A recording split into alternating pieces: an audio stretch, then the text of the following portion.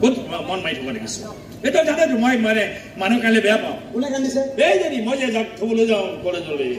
তেওঁ কান্দিছে কিয় কান্দিছে নাজানো সুধিলেও নকয় ঘৰৰ পৰা অলপ দিনে কিয় ওলাই দিয়ে সেইটোও নাজানো কান্দিছে কি কৰিবি এতিয়া মানে ইমান খং উঠে নহয় আৰে কান্দিবলৈ কি আছে কিবা যদি কন্দা কটা নকৰাকে সমস্যা সমাধান হয় তেনেকৈ কৰিব লাগে তই তেনেকুৱা কটা কথা বেয়া পাওঁ বেয়া লাগি আহিছে বুজিছ নাই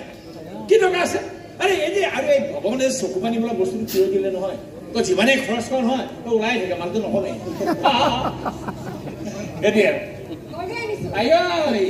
আনিলি আৰু কি আন হা কিবা কিবি খুৱাবলৈ আহ তই বোকা খুৰা বংশধৰ নেকি হা বেখাৰ মাৰিবলৈ আহিছ নিমখ জলকীয়া খান আৰু কিবা খান নাখাও এনেকে খাই থাকিলে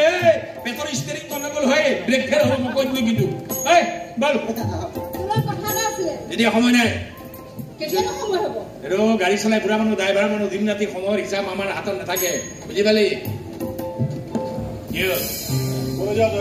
কি কলৈ যাওঁ ডিউটিলৈ যাওঁ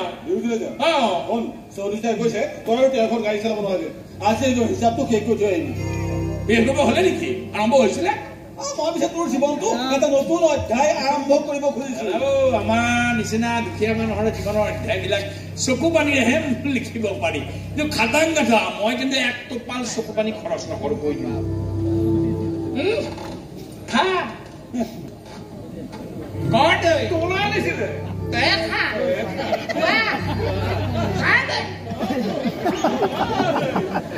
মই পিছে চকু পানীয়ে নহয় মই তোৰ জীৱনটো কাৰোবাৰ হাঁহিৰেহে সজাব বিচাৰিছো এই মুখতে কিবা বুজি পালা হে এইবোৰ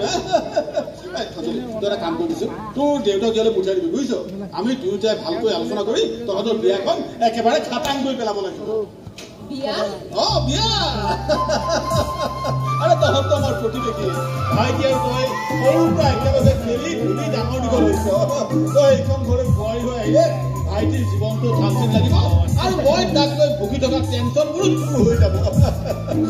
তোৰ যদি কিবা আপত্তি আছে মোক কবি মই শুনিবলৈ ৰাজি আছো নহয়